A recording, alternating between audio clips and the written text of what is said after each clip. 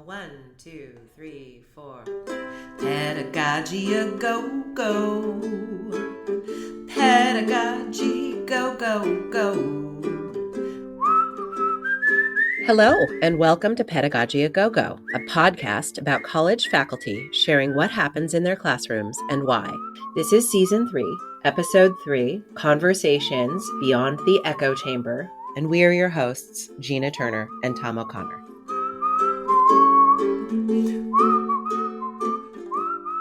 Well, welcome everyone to Pedagogy a Go-Go. We are 3 for 3 in our new 3-part series where we've been tackling some current issues and how they're affecting us in the classroom. For our third podcast, we are welcoming back Kelly Allen and, of course, my wonderful co-host Gina Turner, and who I'm getting to meet for the first time, Professor Samuel Chen, who has taught at NCC in a part-time capacity since 2018, and this semester came on as a full-time faculty member in political science. Welcome, Sam. It's so nice to meet you.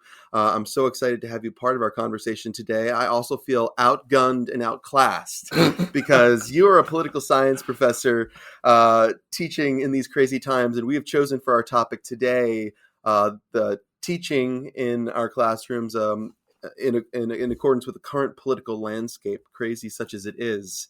So as a means of kicking us off, Sam, can you tell us a little bit about yourself? Because our listeners know Kelly and Gina and me all too well.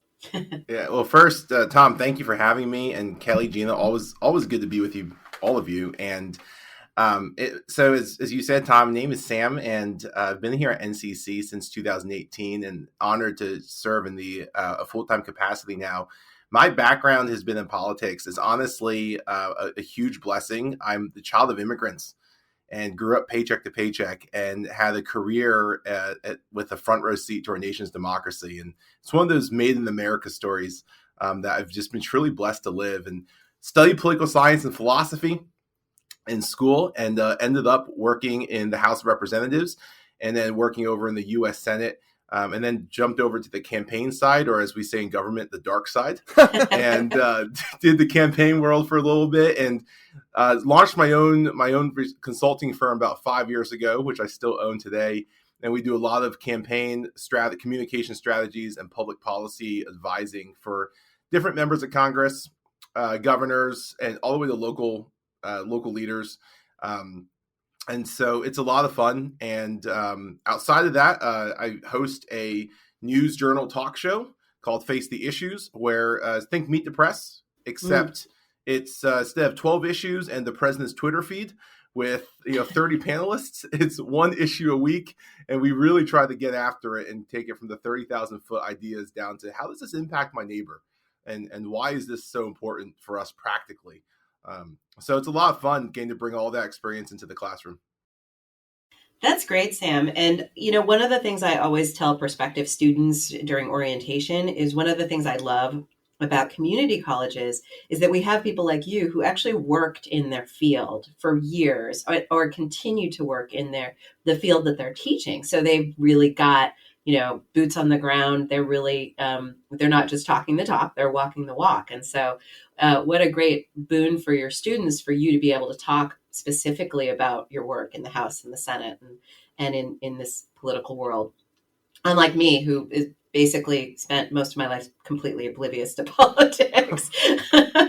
So how is that? I almost feel like it must be really fun, if fun is the right word, for you to be tackling this chaotic, unprecedented political atmosphere right now in your particular classes. Can you say a little bit about the classes you're teaching and how you're incorporating, the now into those classes? Gina, it's funny you say that. I just had a book come out this year called 13 Minutes, and it deals with the 2016 election. And in the introduction, I say, these are lessons I learned from the craziest election in history. And as we're publishing, I'm thinking, this is outdated. We're walking into the craziest election in history now in 2020. I here at Northampton, I have the privilege of teaching a number of courses, but everything from international relations to American government. And what I think the challenge of discussing the current political atmosphere in class is not a lot of people think the challenge is the diversity of opinion in the class, and that's not really it. I think diversity in general is our strength, not our weakness. I think the diversity of ideas, racial diversity, gender diversity, socioeconomic diversity at a school like Northampton, where our students range from high school students to adults, the diversity in age, I think that's our strength. I think the great challenge is understanding government before we engage politically. And I always tell our students, hey, this is a political science class, first and foremost. Government stands on two legs. The first is theory. So we need to understand the theories of things like liberalism, federalism. And theory should lead itself to law. Law is the practical application of our theory. Those are the two legs government stands on. Only when we get that can we begin to properly discuss politics. And that's probably the biggest challenge. The fun part, though, to your point, Gina, is you can pull almost any political fight right now and bring it back into that conversation on theory and law. And so a lot of the writing that I do is trying to take, for example, ideas in the Federalist Papers. In Federalist 10, James Madison says, how should a government deal with divisions? Now, he's talking about a fight between those who own land and those who don't own land. Mm-hmm. That's not our fight today, but the pragmatic ideas still apply. And he says, look, you could remove the cause, right? If you just took out the other person, there's no more debate. He says, but you're not going to have a country much longer. Mm-hmm. Or you could learn to mitigate and control the impact. That's hard. It requires you to sit down with the other side. Because that's the only way we can maintain our government. And so even though that issue itself isn't prevalent today, I mean, certainly what the gist of what he's talking about is. And so it's really neat to be able to pull any political debate today back into those principles that our country were founded on. Yeah, that's a great point, is that it's almost like you have to understand the rules of the game to then be able to talk about the game, to then be able to apply it to how those rules are or are not playing out in the current situation. That's really great. That's great insight. I'm going to turn to Tom, because you're teaching in a kind of humanities, social sciences arena like myself. How are you tackling the current atmosphere in your classes? It's so funny because listening to Sam's answer, I'm almost doing it the same way. And I feel like I've become a different professor on the one hand, because Sam, you were speaking to the mechanisms of government, which I will admit that I don't know nearly as much about as you do. And so I don't approach it through that, but I do approach it, as you were saying, through the lenses of history and theory. So, across the subject matter I teach, I'm fortunate enough to be able to address topics like racism, economic disparities, religion, sexuality, gender politics. And so I increasingly find myself working in this current moment as a history professor, constantly trying to contextualize what we're seeing in light of history, maybe not the history of our government per se, but in the history of the civil rights movement, in the history of the politics of the 60s and 70s and the social politics of the 60s and 70s. From a theory perspective, it's interesting. And Kelly, I think you'll appreciate this, but I think a lot about the news and the way we absorb information. And to some extenses, theoretically, my classes are trying to address the current bipartisan antagonism that we're seeing, these kind of news echo chambers that foment those divisions further, as a kind of natural extension of the postmodern movement, where essentially the construction of truth and relativism have essentially been, as far as I see it, kind of increasingly weaponized over the last 3 decades. I'm terrified to some degree that we increasingly feel and act as though we live in a post-truth world. And I don't know how to address a post-truth world or society in my classroom. So what I've been trying to do is allow that topic itself to hopefully become the kind of basis for like a renewed discourse and inquiry. I haven't taught, and so fans of The Matrix, hold on to your hats. I haven't taught Jean Baudrillard's Simulation and Simulacrum in forever, but I feel like I need to dust it off.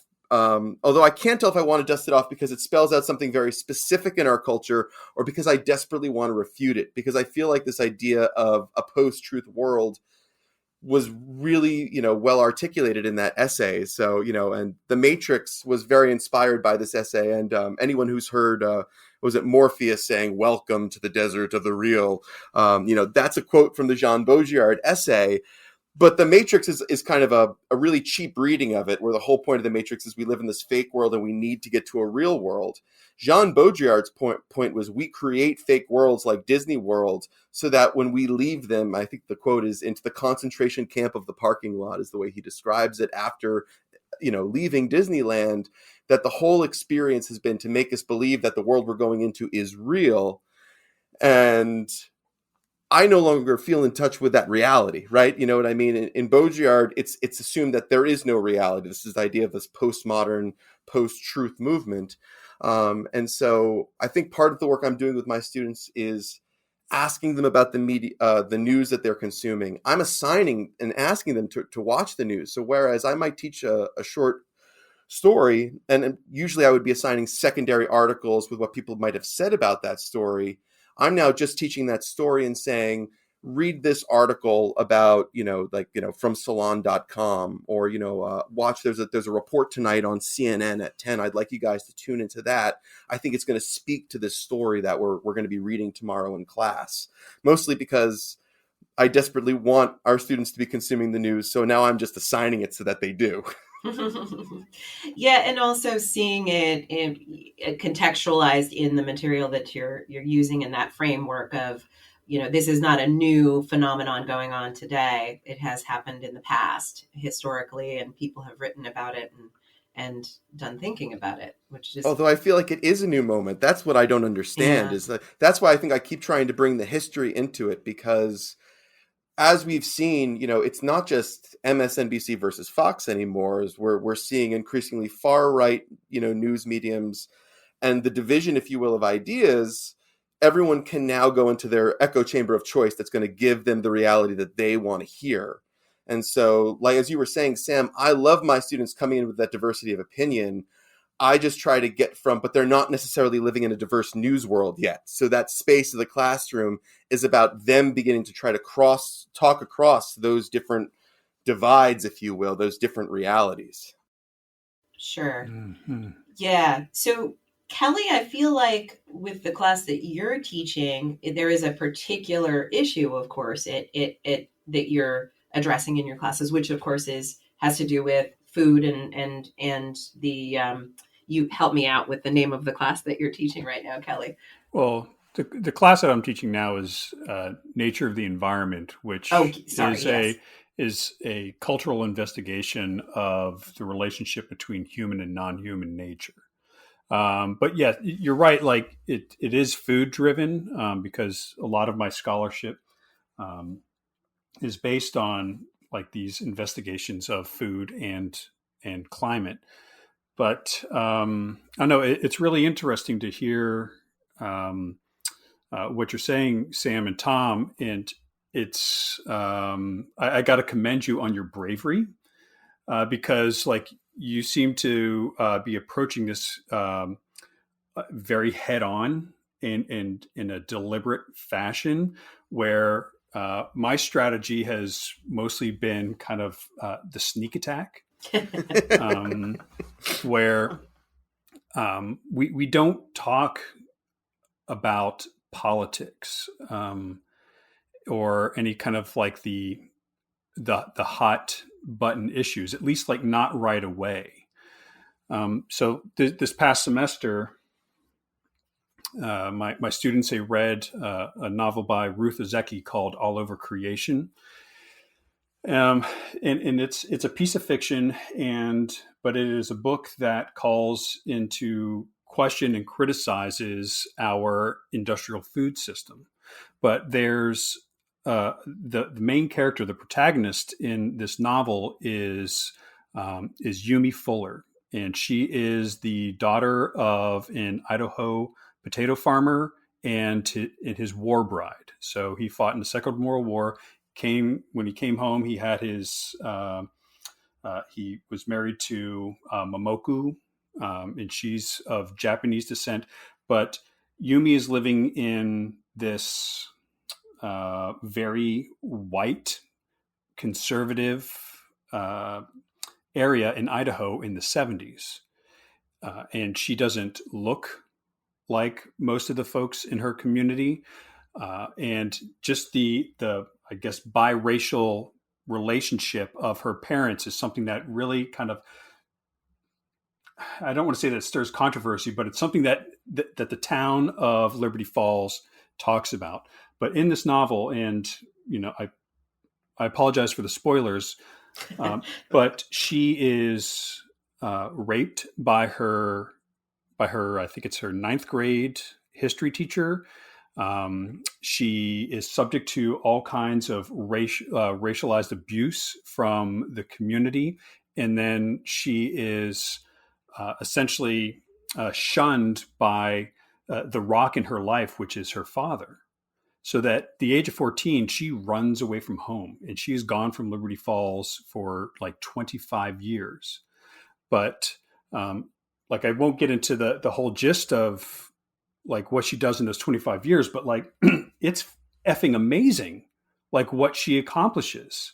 Like she goes from like living on the streets and having to sell herself to eat and to get shelter to she has 3 like beautiful children, and they're all like children that she has through choice. She moves to a place that she feels is paradise in Hawaii, and starts her own business. She's teaching, and then her parents get sick, and then her friend from high school calls her over.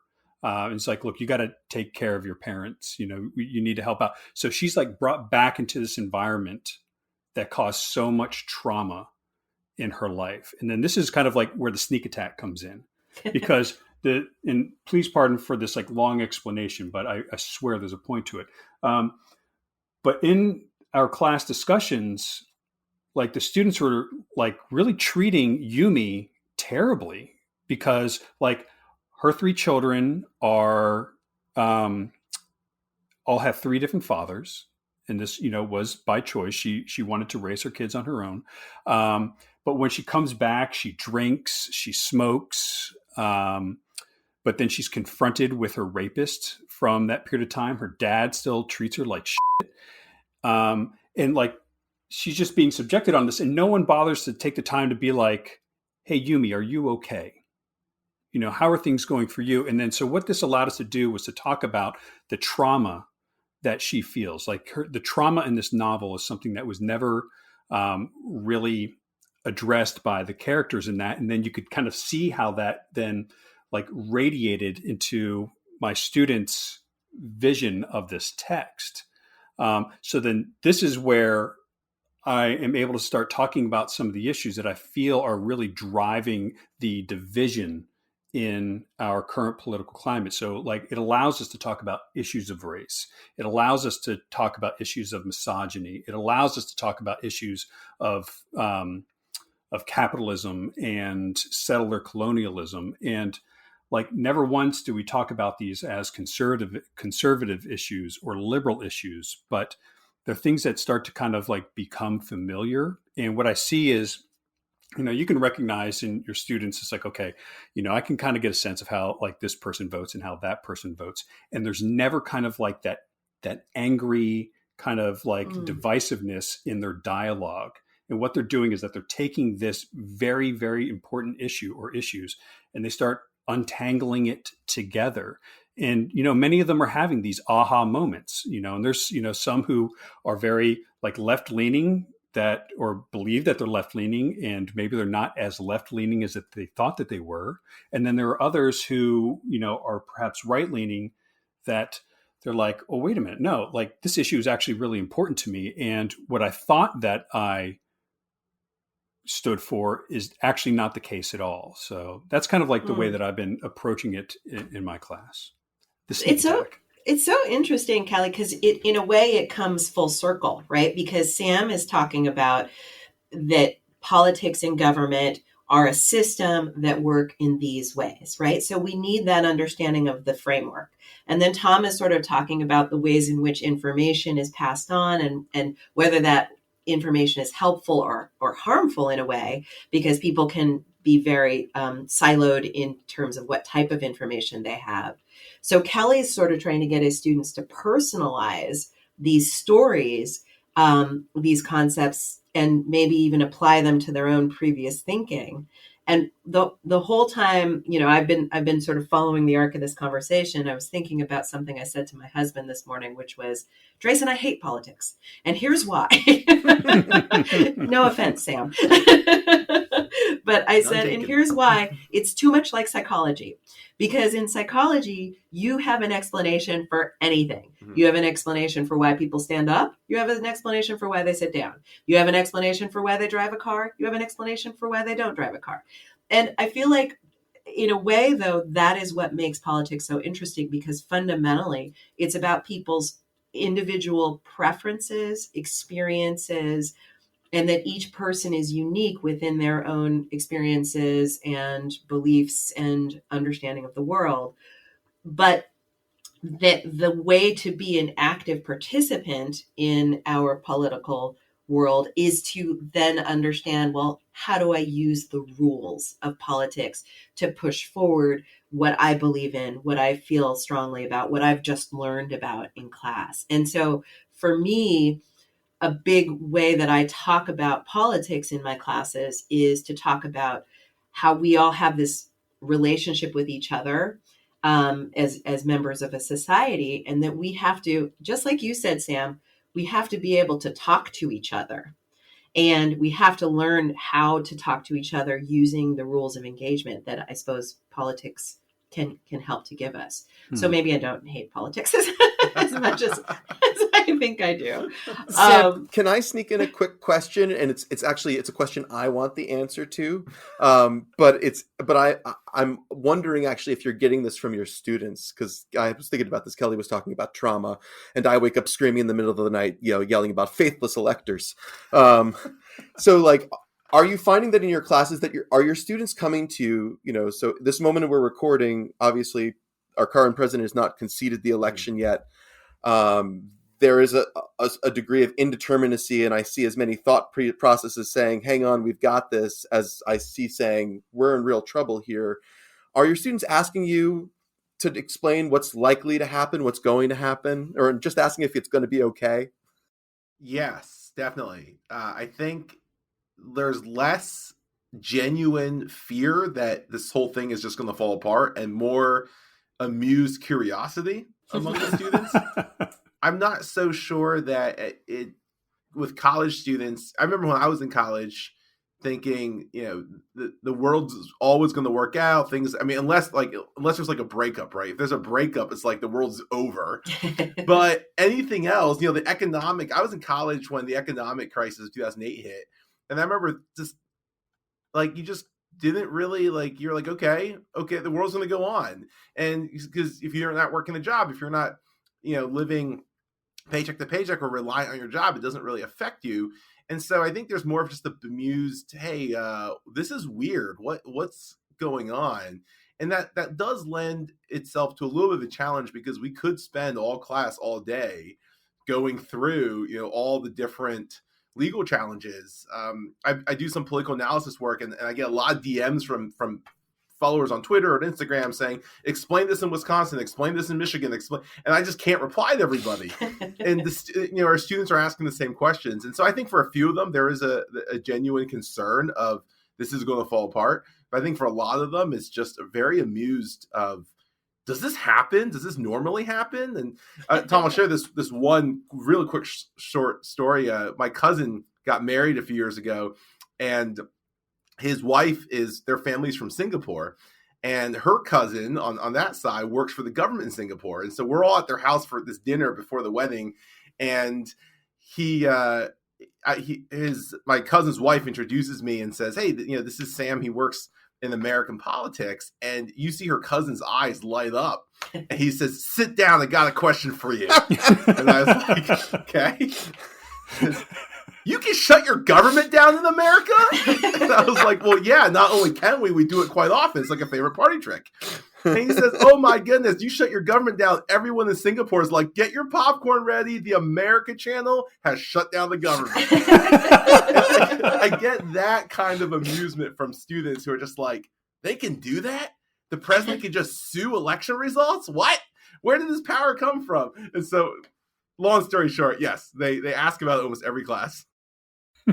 Well, I love this term of amused curiosity, because there is such a level of absurdity around it. If you can sort of take that step back and go, what in the what? I mean, even down to the whole Four Seasons.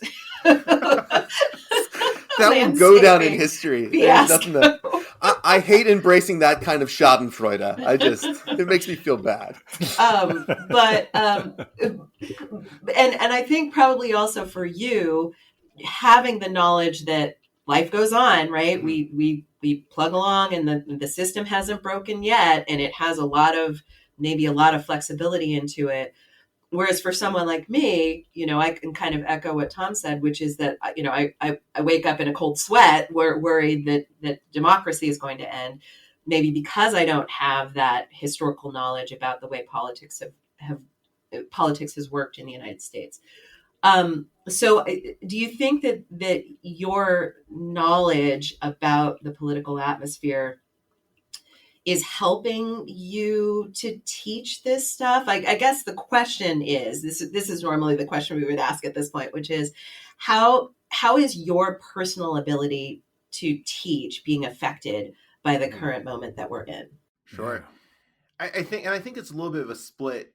There's a divide here a little bit, which is some of this, and I remind my students of this, which is some of this is just amusement, and it's just, again, fascinating. You can shut your government down, what?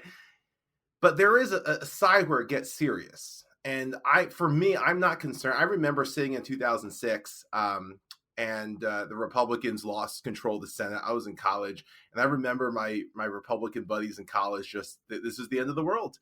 And in 2008, when President Obama won, I remember my political theory professor saying to us in class at the time, saying, this is a moment. He says, if you're a Democrat, this is a moment to show to the world how you win with class. And if you're a Republican, this is the moment that you can demonstrate how you lose with grace. He says, losing is not always a bad thing, because this is what gives your party the ability to reset. And these are words that that for me really resonated. And so I do think, and I emphasize that with our students, because I realize that I'm going to have Trump voters and also Trump supporters, and I separate them in my class. I'm going to have Biden voters and Biden supporters. I'm going to have those who voted third party or chose not to vote the top of the ticket. And there's different reactions to this. And I think it's an ability. Alex Morgan, the great striker for the U.S. women's national team, she said, winning and losing isn't everything. The journey is just as important as the outcome. And so I try to use these moments to emphasize the journey to them amid all that amusement. I think the other side of it, though, is there are things that get serious. And I'm fortunate I can bring my government experience into this. I'll give you one example. I think the president not conceding to Vice President Biden, the concession is really a formality.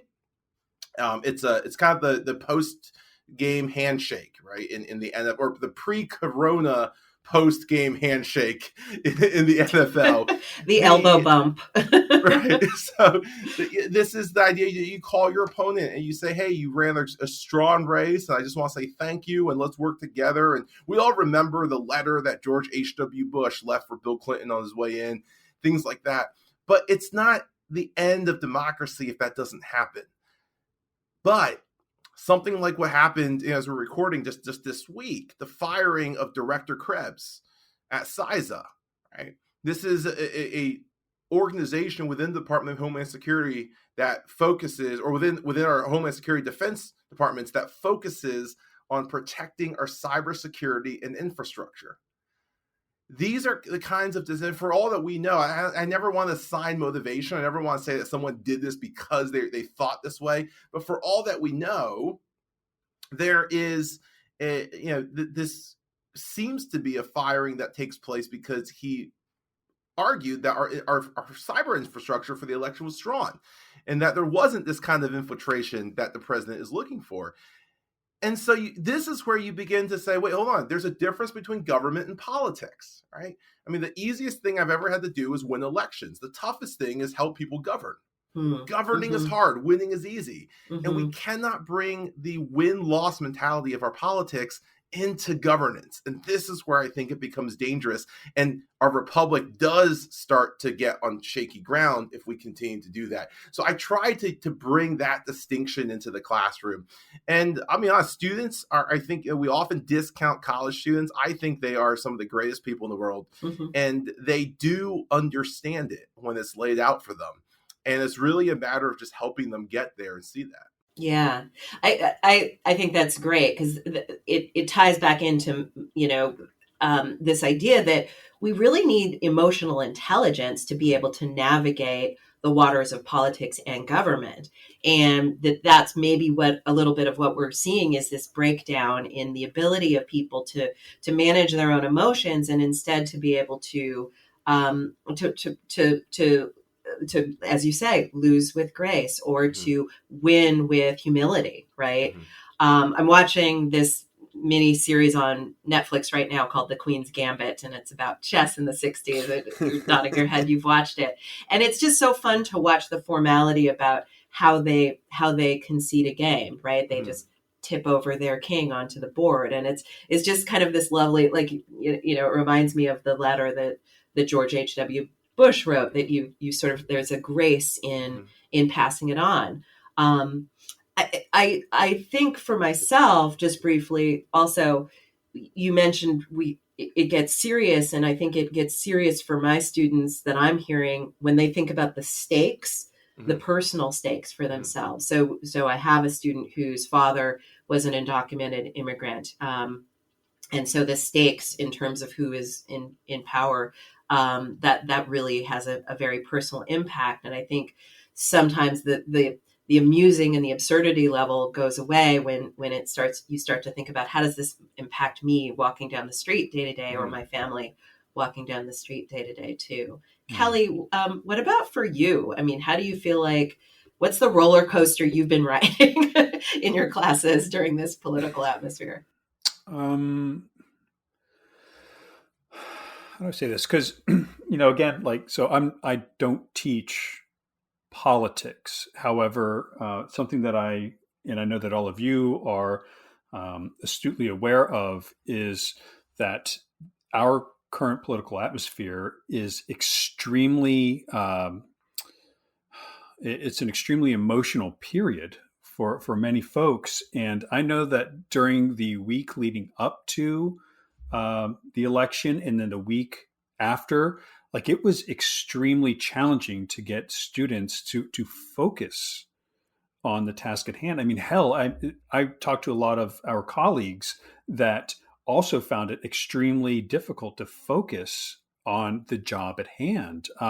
Like, I'd never really experienced something quite like that. Well, no, actually, I shouldn't say that, because like my second stint as an undergraduate was during September 11th, and that certainly was that rightfully so disrupted a lot of things. But yeah, in regards to our politics, I don't remember like this kind of emotional toll that our students and our faculty are feeling right now. So that's been the most challenging part, is a way to be sympathetic towards those feelings, but then also finding a way to work together like collectively in a constructive way. Yeah.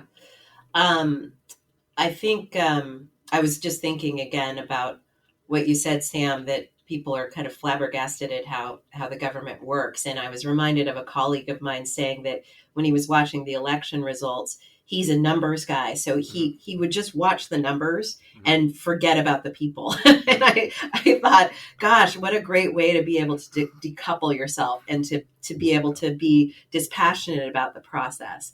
As opposed to emotional about the process. So, Tom, I mean, what Kelly is saying is that he's being mindful not only of the students but also of his our colleagues, right? And of course, Tom, you are also supervising faculty in the classroom. Are you seeing that the political atmosphere is affecting their ability to function in the classroom? Yeah, I think Kelly just spoke to all of them and myself. Listening to you talk about exhaustion, and I was going to speak to this because it's just, and I think Kelly, you did it beautifully about how this is affecting you personally, and also how it is affecting your students emotionally. Um, all of us coming into this semester, you know, following the shutdown, the COVID-19 pandemic, a crazy, election cycle, came in really tired, I think, at the start of a semester when we're supposed to be refreshed. And I think about if I was asked to describe this semester, I feel like I'm running the fourth leg of a marathon and constantly trying to stave off hitting the runner's wall.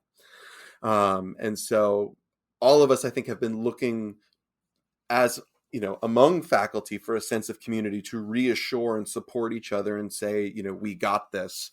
And I've had to offer more words of encouragement, and maybe I don't even do it enough. I know that I took some vacation days the other day. Obviously, I should say staycation days the other day, just because I knew that I needed a moment away. And before I did, I sent out just a heartfelt thanks and a kind of hang in there to all of the other faculty out there, knowing that I think we're all working, because when we go home and we're supposed to be relaxing, I don't know about you guys, but I'm turning on the news and then getting yelled at by Becca for having turned on the news. So then I go to my phone, and then, and then I wake up the next day and I'm okay, let's do this again. From our students' perspective emotionally, and I don't want to make this partisan, but I mean, there is a frank divide. And I think on the one hand, there seems to be one side that seems to be acting largely out of fear. And I would ascribe that to a lot of people in the last 4 years have like, in my students, at least, I've sensed like they feel like there's a lot riding on this. I think both sides feel that. And then I also feel that there is some anger out there too. And all of that interspersed in there, but not as much as I would like to see, as kind of hope on either side, right? People are either trying to return to a normal so they feel like they've lost, or maintain something that they are deeply and personally identify with, in terms of, I think, for a large part of our nation, their relationship with our president, where it's an identity-based relationship, and they see something in him, and a particular type of leader that they feel really inspiring, and so it riles a lot of passion, and mixed into that passion on both sides is fear. So to come back, actually, this goes all the way back to something you said earlier, Kelly, about creating spaces and sneaking things in. And I feel like I've created 3 different spaces in my classroom. The first space is kind of in the minutes, in preceding class, where I allow students to talk about their lives and how it is being affected by everything that's going on. And that usually bleeds in to the beginning of class time, and we're not talking about anything content related into that class. And I'm okay with losing those 5 and maybe even sometimes 10 minutes, because it almost feels like it's a therapy moment, and it creates a sense of community. No matter, again, to your point, Sam, about diversity, no matter where you're standing, everyone feels really invested and wants to talk. And then I've created a second space where, okay, guys, we're putting that in a box over here because we have these other really important things that we need to be talking about. So we got that out of our system. Now we're going to get to the work of what we're talking about today. And then the third space is the best. And I think the first 2 work in tandem to make that third space happen. And it's like the most satisfying, and it's a result of the other 2, which is that, I'll use my English class, that we create a space where we can contextualize literature and theory within our political moment. So 2 quick examples would be, I recently taught like Shirley Jackson's The Lottery, and alongside Edgar Allan Poe's The Cask of Amontillado. Not 2 texts that people would think of as specifically political, right?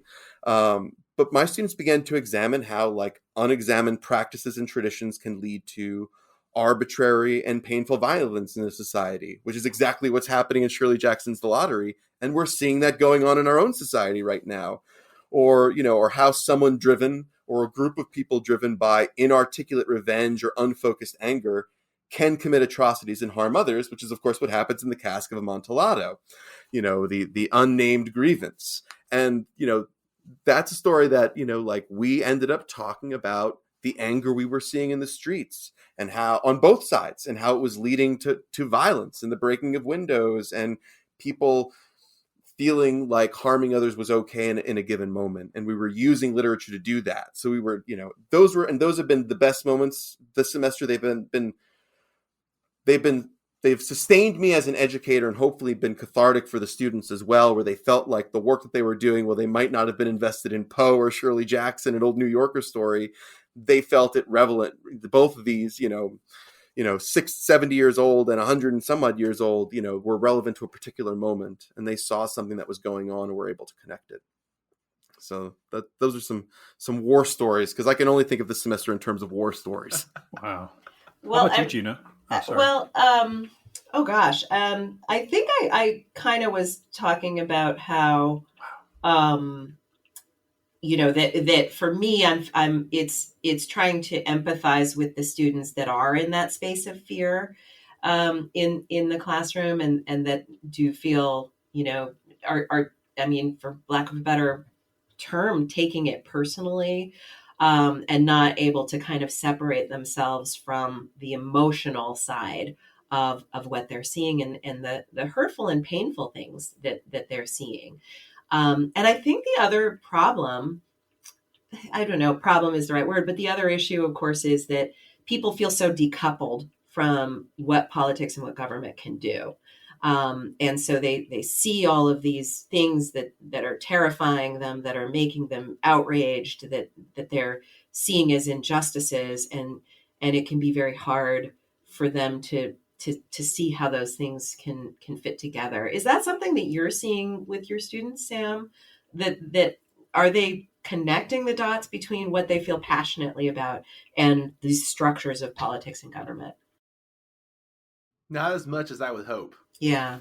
And to echo what all three of you said, I think, and have been saying, the idea that there are real world consequences to what happens, right? Whether it's legally speaking or it's politically speaking. I think former Speaker of the House, Tip O'Neill, famously said, all politics is local. Mm-hmm. And he's right. And I always tell my students, you go down somewhere, South Carolina, former Congressman Trey Gowdy, Tea Party member, very conservative. And you have someone from the Bronx in New York, and they say, how does somebody like Trey Gowdy or Ted Cruz in Texas, how does somebody like Ted Cruz get elected? The guy's a nutcase. But then you travel to where they're from, and you live there, and you talk to the people there, and you eat in their diners, and you go to work with them, and you listen to their struggles, and you don't necessarily agree with them, but you begin to understand the why. And people from there, they say, how does someone like Alexandria Ocasio-Cortez get elected? She's a nut. But then you go to the bar where she used to be a bartender, and you walk a day in her shoes, and you go listen to the people and all the people who shared stories with her while she was waiting tables, and you listen to their stories. And you might not agree with where she stands, but you start saying, wait, hold on a minute. I'm starting to understand the why. Right? And this is exactly what the study of political science is supposed to do. Aristotle says in Book 1 of the Politics that we have government because we are people that need to organize ourselves in these forms, right? In these structures. And so the study of our government should be an introspective study of ourselves and of how we engage with each other. And we can't do that until we first know ourselves, and then two, we know our neighbors. And so I think a lot. One of my former bosses is Ohio Governor John Kasich, and he would always say, growing up in McKees Rocks, right outside Pittsburgh, he would say, our heroes weren't the president of the United States. He goes, my hero was Roberto Clemente. I didn't even know who the president of the United States was. And he said, the job of government is to empower the people. And so much as, to your point, Gina, students not realizing that is in large part the fault of the government. The fact that the government has kind of taken it, instead of saying, let me show you how to do it, let me empower you to rise into this. And because when communities rise, we know this, when a community rises, it lifts everybody. Everyone rises together. And the government's kind of fallen into this, how about you just give us more money and we'll just do it for you? as opposed to, hey, let's invest in the community. You do it. We rise together when the community does it. And so I think a lot of that is on the government, that people don't feel that they can engage the government other than make a phone call, write a campaign contribution. They feel disconnected. And I'll be honest, that's on those of us in the government. Yeah. I mean, and of course you see things like the gerrymandering and voter suppression things going on too, that also makes people feel like, well, even if I were to go out and vote, does my vote really stand for something too? I was thinking also about what you were saying about, community. And my husband always jokes, my husband's actually from the UK, and he always jokes that America's just too big. It's just too many people. But I also teach evolutionary psychology. And, one of the things, and that's a whole kettle of fish as well. But one of the kind of basic tenets, I guess, of that is that human beings formed in small communities, and that we are really designed to operate in small communities where we do know each other's names and we recognize each other's faces. And when it gets to be too big, then that's when the trouble comes, because we don't know and trust the other people that are allegedly part of our community. And so how do we build community? And maybe one of the ways that we build community is through technology. I mean, do you feel as though technology is helping or hurting? We are in this moment right now where we have to use technology to communicate with each other. We're using it in our classes. Do you feel like there's anything in the ways in which we're using technology that is helping or hurting, your ability to pass on these ideas and to talk about government and politics? Yes. And both. I think technology is fantastic. I mean, look, we're doing this via technology. We could all be sitting in the room together, but we're getting to do this via technology in the era of COVID, and even more than that, getting to connect people from that otherwise we would be trying to buy them a plane ticket and asking the college for funding to bring them here. Yeah, and we can do these forums now. And the other great thing, I think, with technology, if we use it right, I talked earlier about people who live in, South Carolina or Texas might not understand what life is like in the Bronx. And those who live there don't really understand what life's like in the South. Technology gives us a window into other communities. It could be an absolutely great tool. The other side of it, though, I think, is that it can also silo us, right? And so we can easily use technology to really put ourselves in the echo chamber. And so I think it comes down to how we're going to utilize it. One of my fears with technology, one of the things I love about it first is I think it's put information at our fingertips, right? Google's our best friend, and it's put information at our fingertips.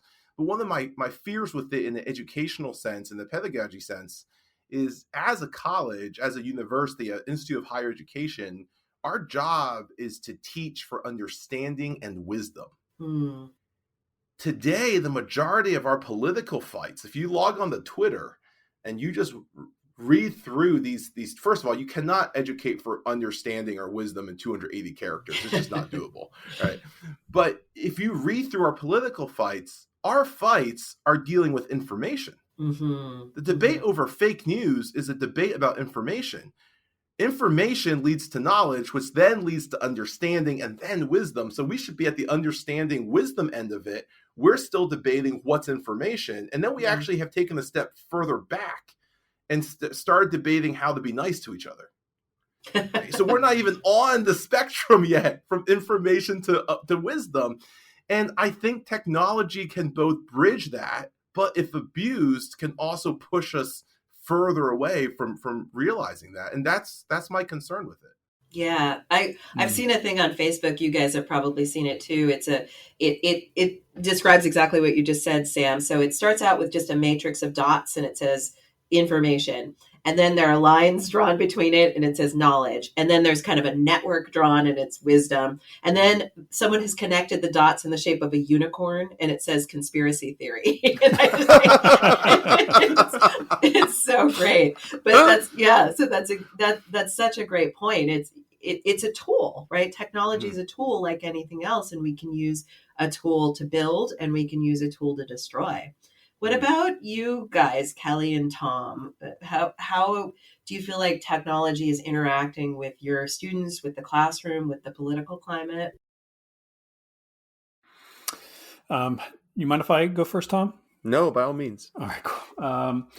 And the reason why I asked to go first is just because I think what I have to share piggybacks directly off of what you were sharing with the Sam, and that is kind of like what is it that technology is doing in regards to our understanding of like what information is and what knowledge is and so on and so forth. So for me, technology has really helped my ability to teach within this current political landscape because like we're just all on it all the time. So what it's allowing me to do is to really kind of focus on that as a space and as a genre, and the way that the rhetoric kind of unpacks itself within that platform. So this semester, my students, a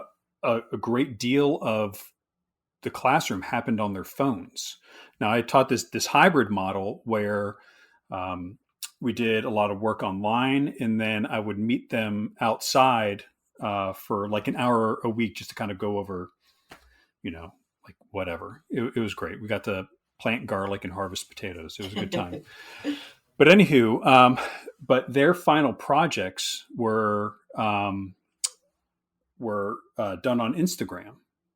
But what happened before that is I said, okay, so I want you to go out and investigate some hashtags that you believe will be associated with the argument that you want to make in your Instagram posts. So then they had to write to me about their hashtags and why they think that their hashtags are important. But then also they had to talk about like what kind of images are being used in these hashtags. Are they trying to incite fear, or are they trying to like incite passion, like whatever that is? So like we're actually talking about technology and how it behaves, and then we are using that technology in a way to create new knowledge in the classroom. Because I just feel that so many of our students after, and I'm sure that a lot of my writing colleagues are going to like hunt me down and beat me, but like the way that we're teaching writing in college, like the traditional academic essay, like while I appreciate it as a genre and what it does for us as academics, many of our students, once they leave college, they're not going to see an academic essay ever again, and they're not going to really have the opportunity or the need to write one. Like the way that they're going to be receiving information and communicating with others is going to happen on like vastly different platforms.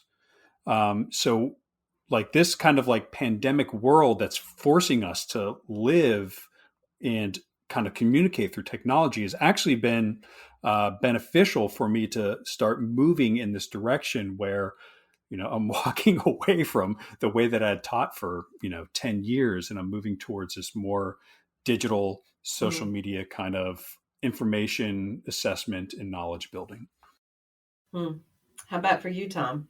I'm so scared of this question because listeners of the show know that, like, like technology. And so one of the challenges and also the things about this semester that have been satisfying is that I'm a Luddite. I always make this joke about being a Luddite and that, I touch a computer and it sometimes breaks. It's more making fun of myself in a lot of ways because I could be savvy and learn technology and I've had to embrace it.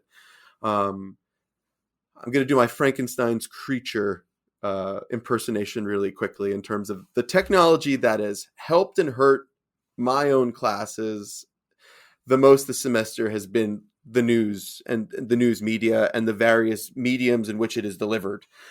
Sam, whether it be Twitter or Instagram, and having to become savvy. And so so here's my news, good, news, bad, so like when I was like watching Stabler, the guy in Michigan who, the rant that was on, the little rant he did about the two Republicans who kind of held up the vote in Detroit for a while and wanted to disqualify it, and so like that was something that was happening on Zoom and social media that kind of lit up, and that I could look at that and I was like, that's a great moment for the news, but I constantly have to sift through the news, and so like to Kelly's point actually, so like on the one hand, our students and my students and myself have never had access to so much. Yes. And that's a good thing and a bad thing, because what we've had to do, and this is to Kelly's point, is make what has just been the medium the thing we need to be discussing and talking about and digging into.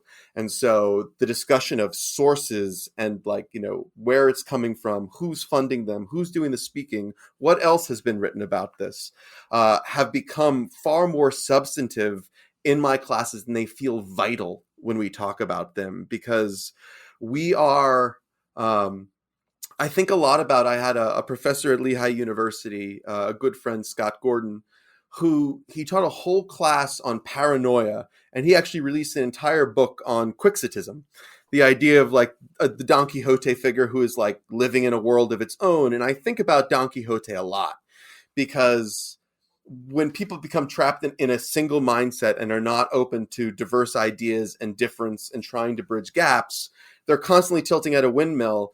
And no matter how many times they tilt at the windmill and you tell them it's not a giant, it's not a giant, it's not a giant, it's just a windmill, they're not hearing you.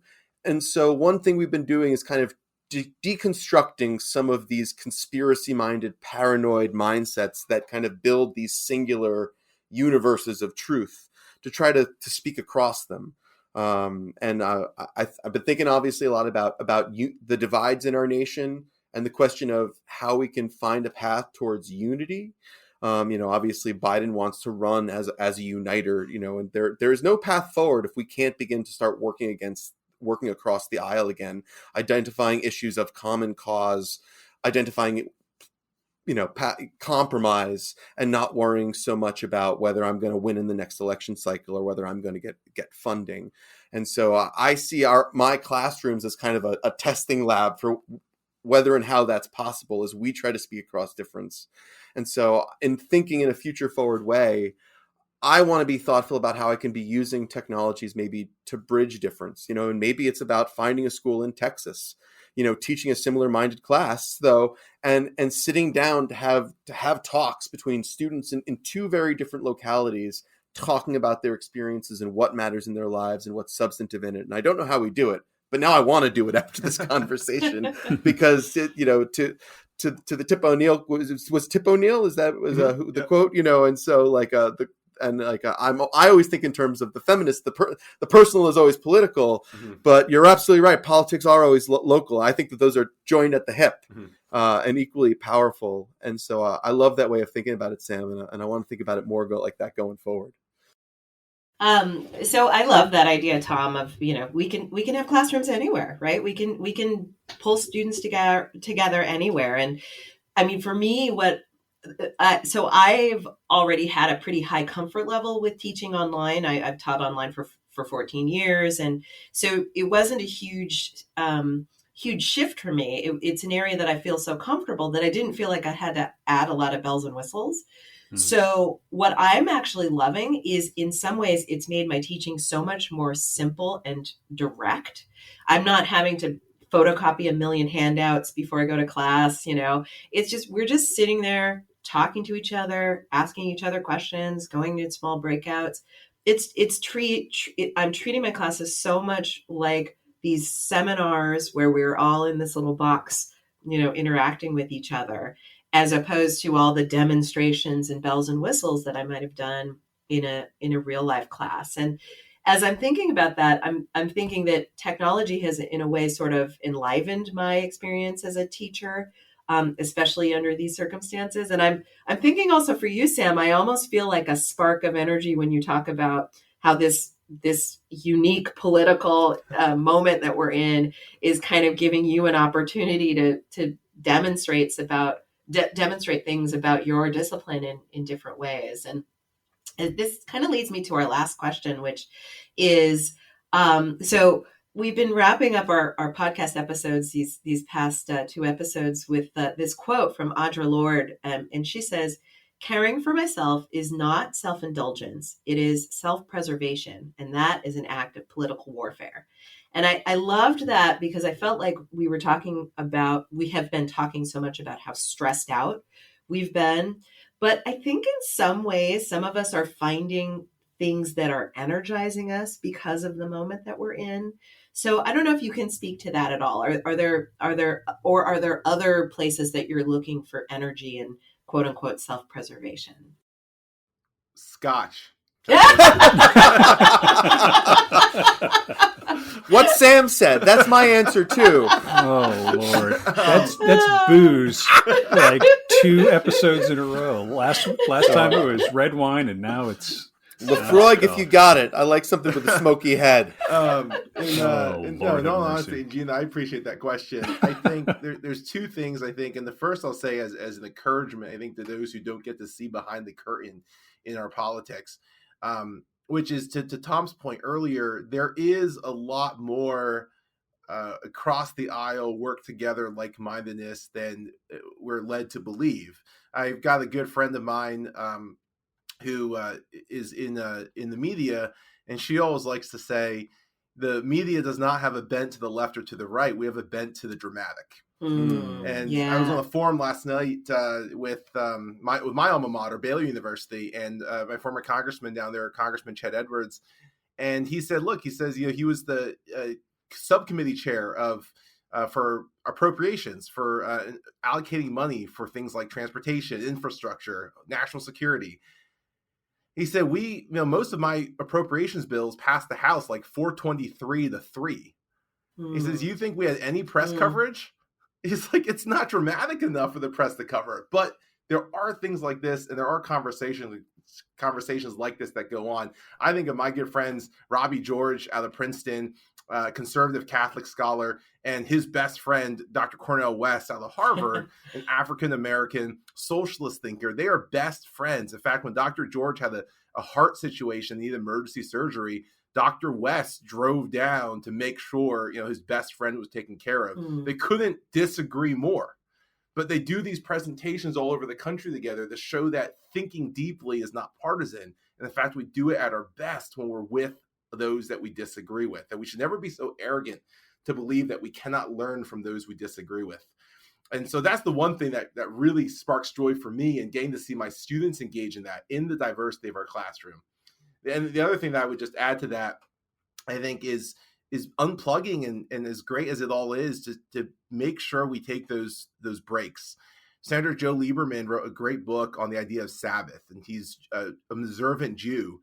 And he said, look, he was the chairman of the Committee for Homeland Security in the Senate and for Senate Intelligence, and he would unplug turn off his BlackBerry on the Sabbath. He said, I've got an emergency phone in the house, landline. They know to call it if we're under attack. He says, but otherwise, everything can wait. Just because I know the world's not going to end tomorrow. And I think, election night, I've been telling outlets in interviews that we weren't going to know who won on election night. And so I told them, I said, look, 1 a.m., I'm done. Right? We're not going to have a winner. Don't text me after 1 a.m. Phone's going off. And I woke up to a bunch of panicked text messages. But the reality is we weren't any better 2 or 3 days later. The world's going to keep spinning. And, sometimes we have to choose between politics and life. And politics is not life. And I hope, and I tell my students this, I hope, as much as I love politics, as much as it's so important to engage in it, I hope we always choose life. That's really powerful, and I just love the image too of these these two great thinkers on diametrically opposed, but considering themselves best friends, but not by ignoring each other's positions, but by engaging with each other's positions, which I think is that's what's so powerful. That's what's brave, really, is to be able to engage with each other. And again, to use emotional intelligence and to be able to recognize each other as part of the same community. I think that's beautiful. That's what sparked my joy, actually, is listening to you say that. So, Too kind, Gina. how about for you, Tom? What sparks joy for you in this political atmosphere these days? I'm going to spark momentary joy since I referenced it earlier and just make a really geeky Matrix reference that Cornel West was in the first of the Matrix sequels. Yes, you very, very briefly as a fan of Jean Baudrillard. But I was going to make a similar point, Sam, because your comment made me think about the very close relationship between Ruth Bader Ginsburg and Antonin Scalia. Yeah. Great lovers of opera together. I feel like we need to frame pictures of them together as reminders that we can have very different beliefs and ideologies and belief systems and still be humane and caring towards one another and try to embrace the ideas and work together in partnership. My self-preservation, this is brief. It's been my damn I voted sticker. It's on. No one can see me, so it's on the jacket behind my seat. And I think about it a lot.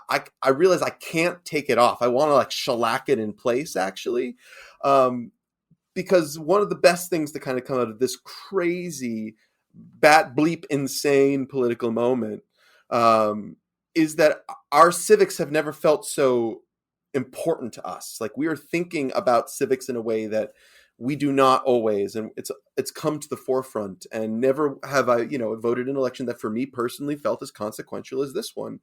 And when I look down at that sticker, I am reminded and heartened that I still live in a democracy where I have a voice and I can vote. And I want to shellac it to my jacket, with super glue, because I always also fear that our democracy is crumbling in an imminent danger in my worst, darkest moments. And then I have a scotch and it's all better. How about you, Kelly?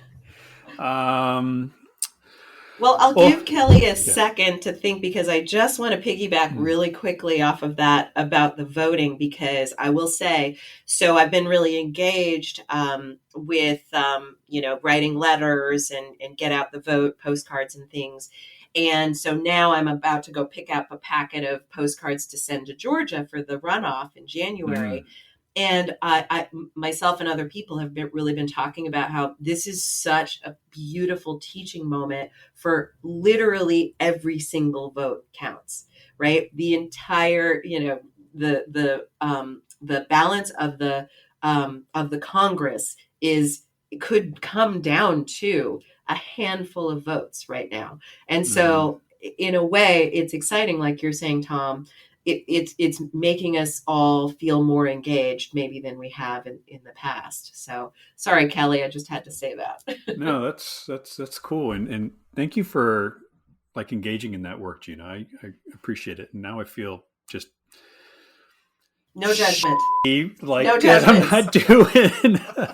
I'm judging myself, but I keep trying to bleep myself, Kelly, and you're just dropping curse words left and right. I know. I'm sorry. But and now I need to go find an I voted patch and send it to you so you can just sew it onto your jacket. Love just have it always there with pride. But so the last time that I had the pleasure of sharing the microphones with you all, I said that I still haven't figured it out, and I'm still kind of in that boat. How do I just take care of myself? But one thing that has, and I don't know why it took me so long to figure this out, because it's just been a part of me for forever, is that I fill my day with music. So during the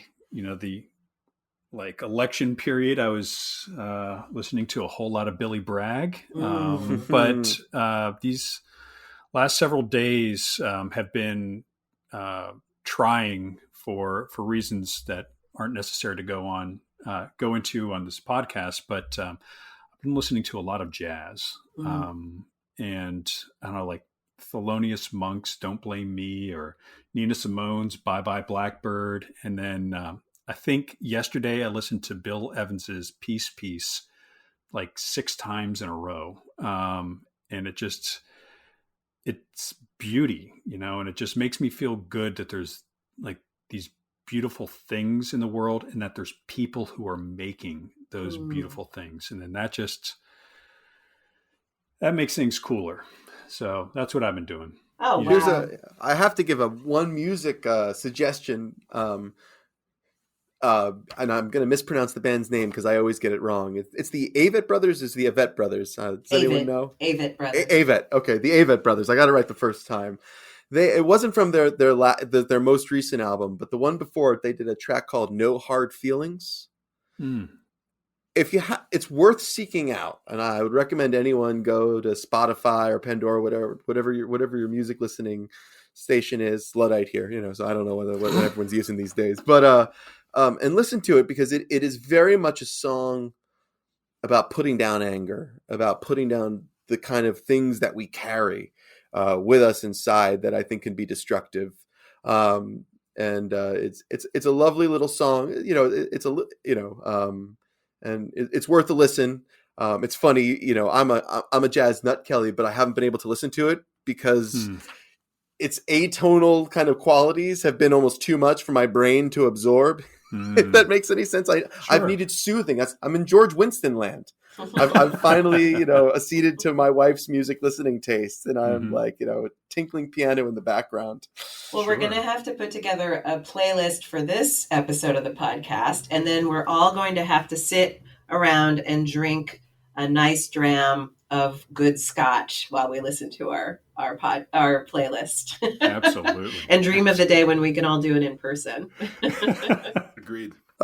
So I want to, Sam, thank you so much for your time today. Thank you, Kelly. Thank you, Gina. And thank you, everyone, for listening. I hope you enjoyed this discussion, listening to it as much as I've had having it.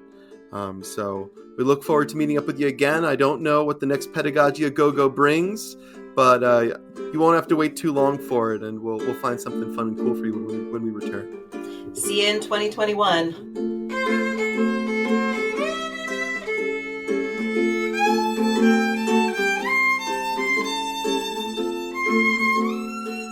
Hey, thanks for listening to Pedagogy A Go-Go, recorded in the Center for Teaching, Learning, and Technology at Northampton Community College in Bethlehem, Pennsylvania. Our podcast daydreamer/showrunner is Kelly Allen, and Pedagogy A Go-Go is produced by Jeff Armstrong. If you've got any questions, please send them to pedagogyagogo@gmail.com. Our social media handle is @pedagogyagogo, and you can stop by our website at www.pedagogyagogo.com for copies of podcast transcripts, guest assignments, and other useful tidbits. Keep in mind there are no hyphens or dots in any of the above web addresses. Until next time, this is Gina and Tom saying, take care and teach well.